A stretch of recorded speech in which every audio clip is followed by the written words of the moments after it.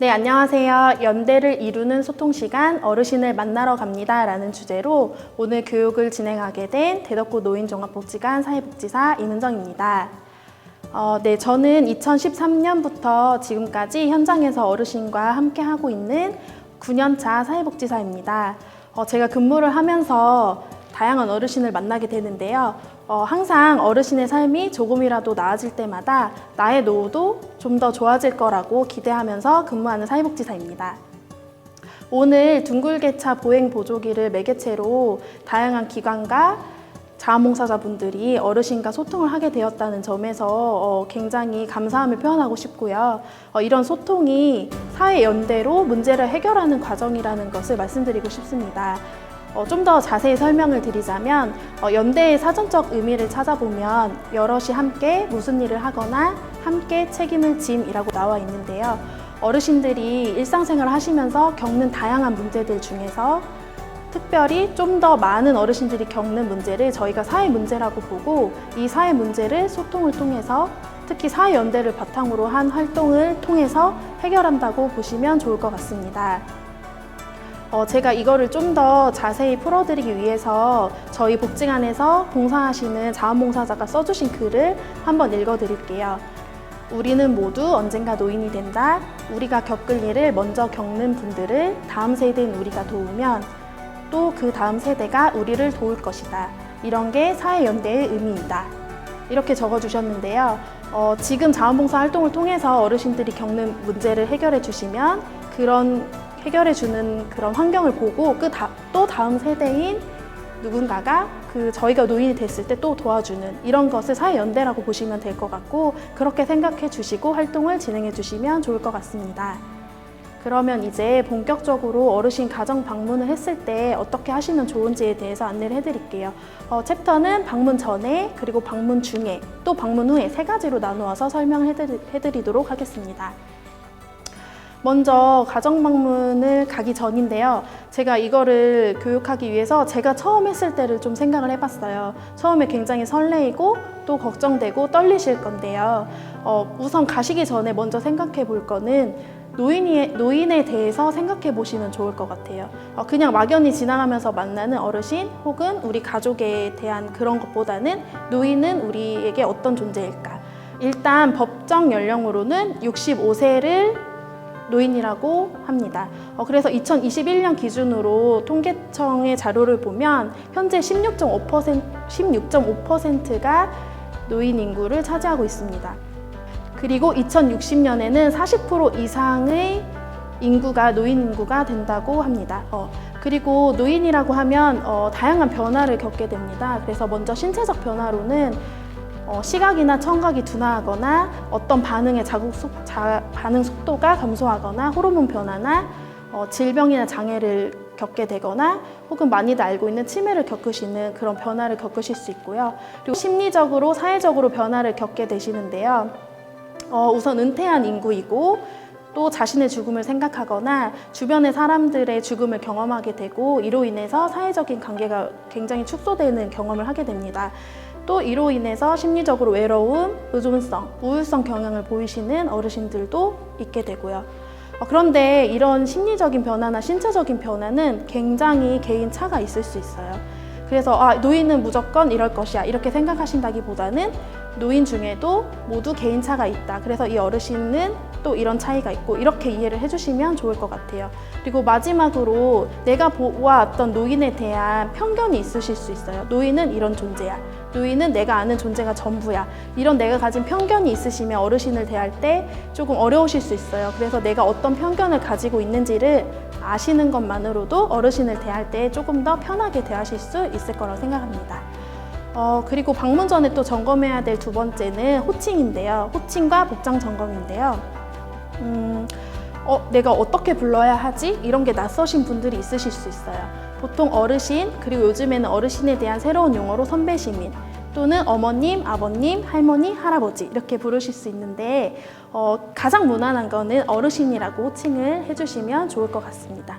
그리고 당연히 다른 가정에 방문을 주실 때는 옷을 단정하게 해주셔야 되는데 짧은 치마나 짧은 바지 혹은 너무 옷이 패인 옷은 좀 지양하도록 하시면 좋을 것 같습니다. 그리고 다음으로는 이제 가정 방문 진행 중에 어떤 점을 고려해야 될지인데요. 일단 시간 약속을 정하는 첫 전화부터가 만남이라고 시작하시면 좋을 것 같아요.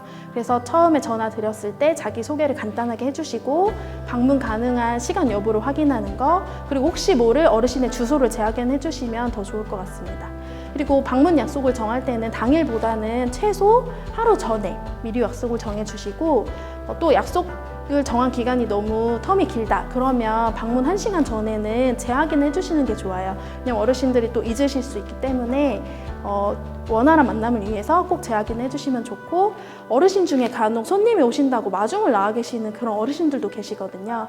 그래서 방문이 뭐 15분에서 20분 이상 늦어질 경우에는 다급하게 연락을 주시기보다는 조금 더 미리 제가 늦어질 것 같다고 연락을 주시면 어르신과 첫 만남이 잘 이루어질 것 같습니다.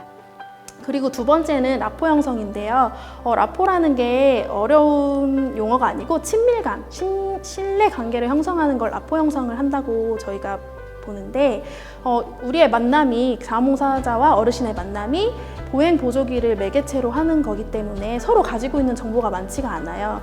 그래서 봉사자분은 특히 어르신에 대한 정보를 간략하게 듣고 가지만 어르신은 봉사자분에 대한 정보가 전혀 없기 때문에 자신의 이름이나 간략한 자기소개를 분명히 해주시면 좋을 것 같고, 누구나 라포를 형성하는 기간이 필요해요. 그래서 내가 낯설게 느끼거나 어르신이 낯설게 느끼는 거는 당연한 거다 하고 편안한 마음으로 이렇게 대해주시면서 서로 노력하면서 형성해 주시면 좋을 것 같고, 사실 어르신도 노력을 해주셔야 하지만 이 부분은 자원봉사자분이 조금 더 신경 써서 형성할 수 있도록 노력해 주시면 좋을 것 같습니다. 다음으로 함께 해야 될 일들이 있으실 거예요. 이 부분에 대해서 자원봉사자분은 잘 알고 계신데 어르신은 아직 인지하지 못하셨을 수도 있어요. 그래서 예를 들어서 보행보조기 수령 동의서를 받거나 어떤 사진을 촬영하거나 사용법을 안내하거나 어떤 부분을 주의하셔야 되는지 이런 걸 설명할 때 제가 어떤 걸 설명할 건지 정확히 안내하고 어르신이 그걸 동의했을 때 진행해 주시면 좋고요. 다 진행한 후에도 혹시 어르신이 잘 이해하셨는지 재확인을 한 번 더 해주시면 좋을 것 같습니다.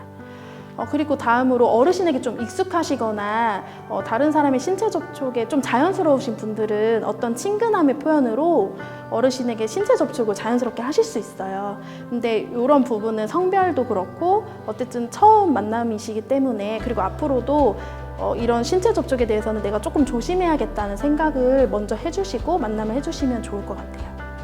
그리고 마지막으로 자원봉사자분들, 특히 좀 연령대가 어리신 자원봉사자분들이 가장 많이 하는 실수가 어르신하고 너무 어색하거나 이야기를 건넸을 때 서로 알아듣지 못하거나 이런 매끄럽지 않은 상황에서 당황을 하기 때문에 같이 간 봉사자분들이랑 두 분이서 귓속말을 하시게 되거나 이걸 어떻게 하지? 이런 모습을 보이시고 또 진행을 서두르는 경우가 있어요. 근데 이거는 어르신과의 소통이기 때문에 같이 해결을 해야 된다고 생각해 주시고 그런 실수를 좀 줄이실 수 있게 해주시면 좋을 것 같습니다. 다음으로 가정 방문 후에 생각해 주셔야 될 부분인데요. 일단 가정 방문을 하게 되면 어르신의 가정 환경 그리고 어르신과의 대화를 통해서 개인정보를 알게 됩니다. 근데 이 개인정보는 반드시 자원봉사자분께서 보호해 주셔야 되는 부분이에요. 저희가 어르신이 보행보조기를 신청하실 때 개인정보 보호에 대한 동의를 받고 기관과 자원봉사자는 공유할 수 있게 이렇게 동의를 구해놨지만 외부로 유출되는 거는 좀 방지해 주셔야 하고요. 혹시 자녀분들과 함께 하실 때 어린 자녀가 있다면 이 부분이 왜 중요한지 다시 한번 설명을 해주시면 좋을 것 같아요. 그런데 이렇게 어르신과의 만남에서 어르신의 안전에 문제가 될 만한 정보를 아시게 됐다. 이런 부분들은 기관에 공유를 해주시면 좋습니다. 왜냐하면 다음에 안내드릴 게 기관 상담 의뢰인데요. 저희가 어쨌든 어르신을 돌보는 체계를 구축하면서 그런 활동을 하는 거기 때문에 어르신의 안전과 돌봄을 위해서 상담이 필요한 거는 언제든지 기관에 의뢰해서 상담을 해주시는 게 좋고, 또 두 번째로 어르신에 대한 상담만이 아니라 어르신의 이야기를 듣고 자원봉사자분이 어떤 의문점이 든다면 자원봉사자분에게도 저희가 안내를 드릴 수 있기 때문에 자원봉사자도 상담을 요청해 주셔도 좋습니다. 그리고 마지막으로 소감을 공유하고 다음 활동 계획을 하는 건데요. 자원봉사자분들끼리 방문을 하셔서 일정을 마친 후에 나오셔서 어떠셨는지 서로 얘기를 나눠보면 좋으실 것 같아요. 사실은 사회복지사가 같이 방문해서 이야기를 나눠보면 좋지만 지금 개별 활동을 하시기 때문에 같이 방문하신 분들끼리 서로 소감을 공유해보고 그런 부분에 대해서 얘기를 해보는 거는 좀 중요한 부분이고요. 그리고 얘기하는 과정에서 다음 활동은 어떻게 해야겠다, 다음 가정 방문 때는 무엇을 해야겠다, 이런 계획도 같이 나눠보시고 이게 좀 확정이 됐다고 하면 어르신에게도 대략적인 일정과 내용을 공유해 주시면 다음 활동이 좀 더 매끄럽게 이루어질 수 있을 거라고 생각합니다. 네, 제가 준비한 내용은 여기까지고요. 혹시 내용에 관련돼서 별도로 추가 문의사항이 있으시면 화면에 보이시는 번호로 연락을 주시면 제가 친절하게 안내해 드리도록 하겠습니다. 이번 자원봉사 활동을 통해서 좀 더 뜻깊은 봉사활동을 하시고 어르신을 위한 지역사회 환경을 잘 구축하는데 많은 힘을 보태주시기를 기대합니다. 감사합니다.